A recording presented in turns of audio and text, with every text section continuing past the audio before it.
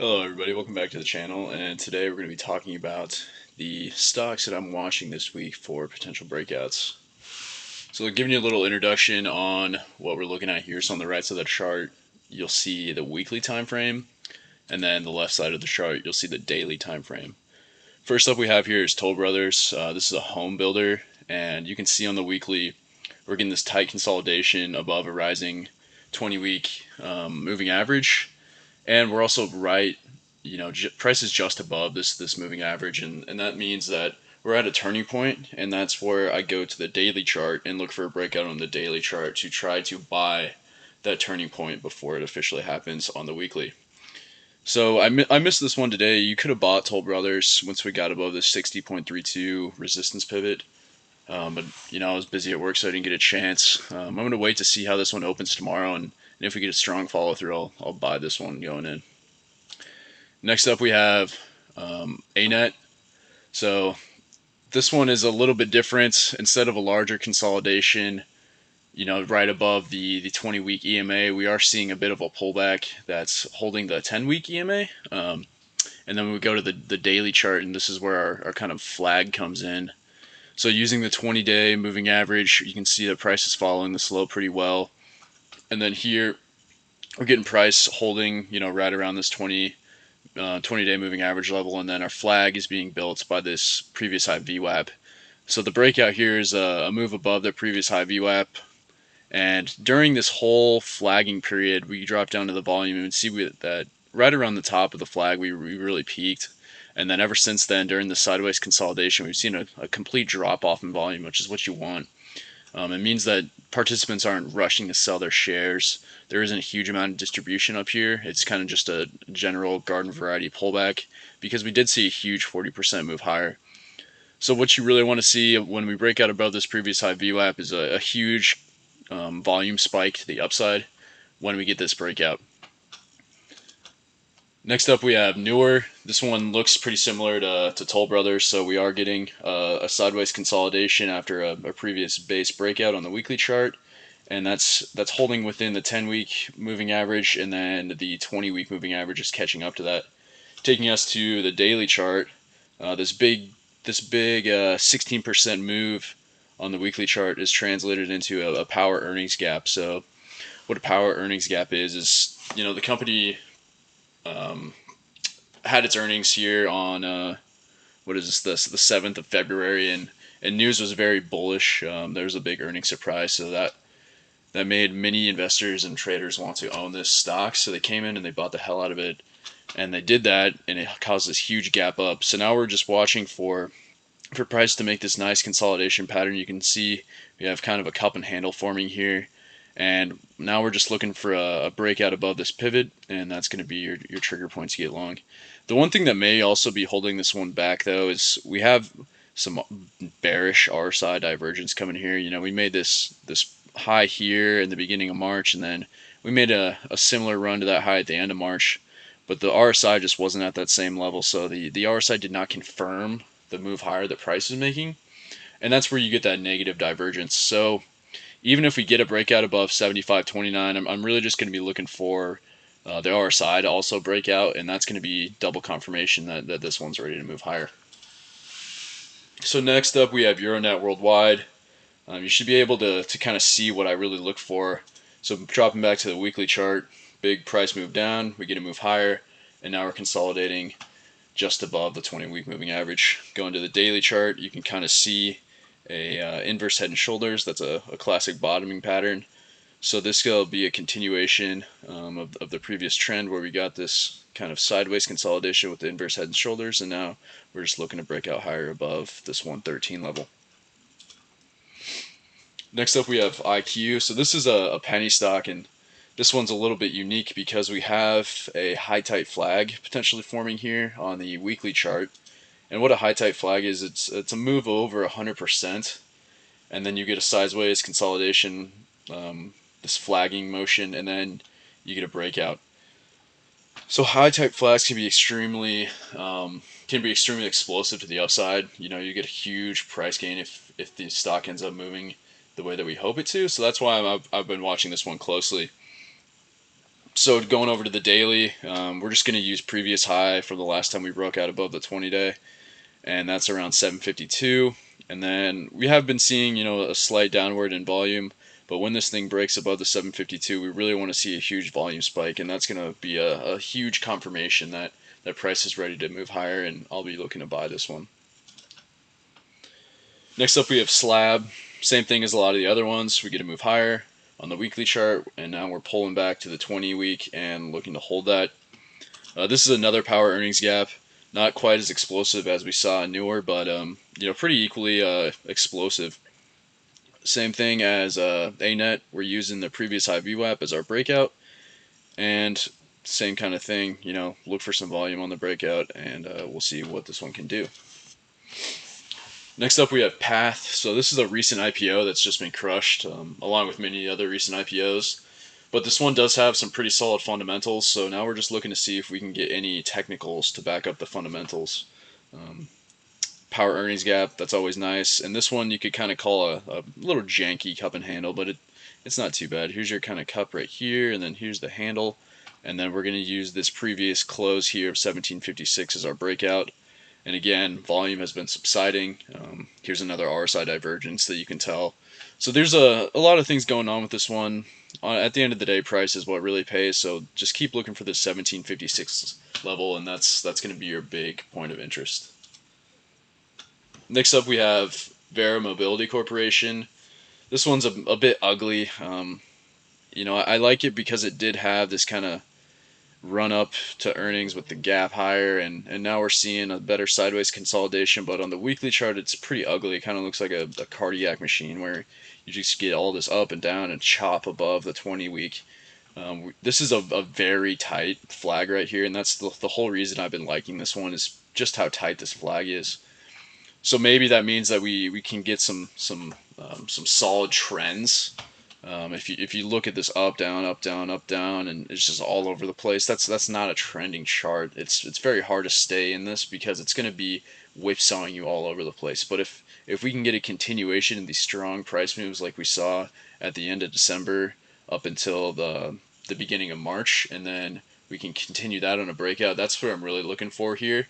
I'm hoping to see that this kind of strong trend can continue, and we get a breakout on the daily chart above the 1714. Next up, we have LFUS. Here's, if you haven't recognized it yet, this is another great one for you. Just looking for a pullback to the 20-week moving average, and then we line that up on the daily chart for our breakout. So here's a flag within a flag. That's the fractal nature of price. Patterns repeat on daily charts, weekly charts, 1 hour charts, 1 minute charts, 1 month charts, 1 year charts. Just train your eyes to see these patterns, and that's how you're going to become a good trader, is if you can train your eyes. It's not all about trading Tesla. It's not all about trading Bitcoin. It's having that ability to convert your strategy to multiple different time frames and multiple different asset types that's really going to set you apart and make you a successful trader. Next up, we have MGM. This one gets a little bit sloppy, but all of these stocks are based on fundamental screens, and I look to just line up fundamentals with technicals. I never would take a trade based off fundamentals only, but I would take a trade based off technicals only. So that kind of tells you the importance that I place on technicals. And here's what we're seeing. We saw a run up here. We get a pullback to the 20-week moving average, and now we take it to the daily chart. Here's another kind of cup and handle situation. We got this power earnings gap, and now we're looking to see a continuation of the upward trend above the 45 level. And Las Vegas Sands is kind of a companion play to MGM. They do the same kind of thing. They're in the casino and betting industry. They're in the hospitality industry. So this one's been a little bit stronger than MGM has, and it has a lot better trend. So we can see the strong trend here, and then we're getting this flagging action, this sideways consolidation. And it's a little bit looser on the daily chart, which is kind of why I liked MGM just a little bit better, even though the move higher wasn't as great. But we go back to Las Vegas Sands, and I really want to buy near this 20-day moving average, and this one's going to be extended if I end up having to buy around this $60 breakout level of this downward trend line. So that's why this one's a little bit farther below on my watch list. And if you have to take a trade that's a little bit extended, maybe you end up just not taking that trade at all. And with earnings coming up on Wednesday, I'm not in a hurry to get into Las Vegas stands at all. Next up, we have monolithic power situations, MPWR.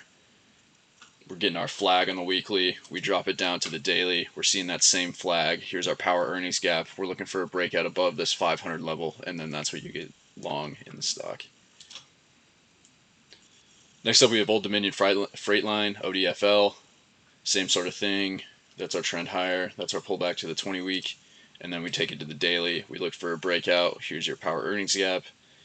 Here is the previous high VWAP, and we look for a breakout above that with some sort of volume to give us double confirmation.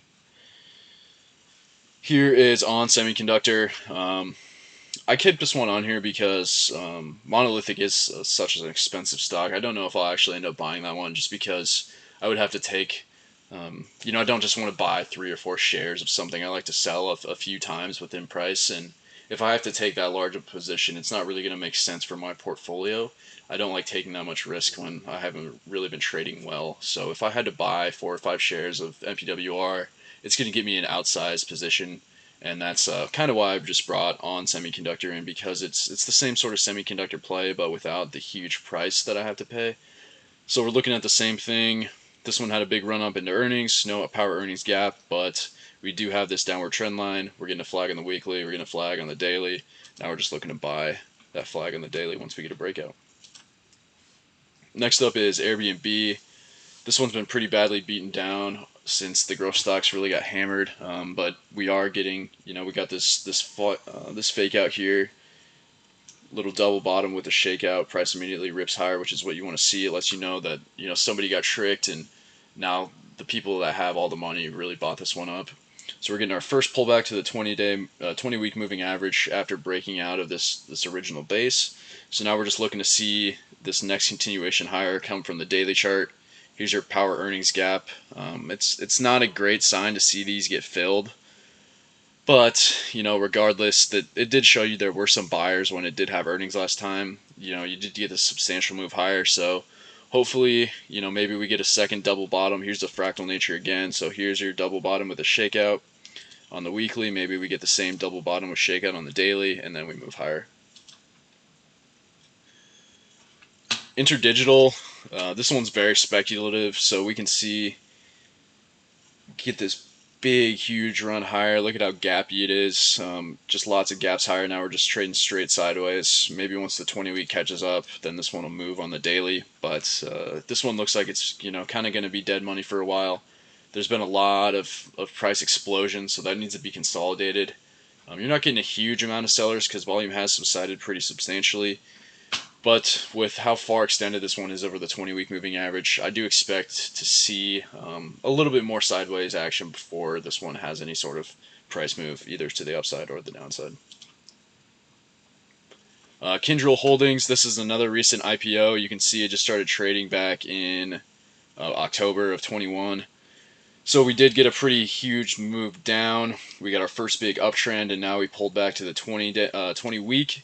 Moving to the 20-day, here's your power earnings gap. The gap did get filled, and this is a pretty loose chart. The only thing that really had me liking this one was we did get the curl in the 20-day moving average, and maybe this one breaks out. I don't really expect this one to do a whole lot. Hopefully, I'd prefer to see another move down, and then maybe we can get our double bottom with some bullish RSI divergence. Just even having this one chop sideways for a while would just make me feel a little bit better, get a better base built, and then get our move higher.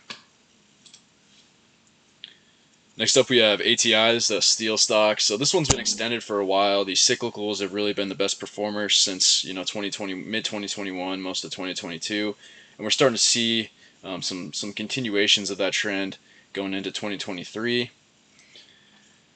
Pull back to the 20-week, we drop it to the daily. Maybe we'll see something here. I'd say around this $39.50, $40 is your best breakout.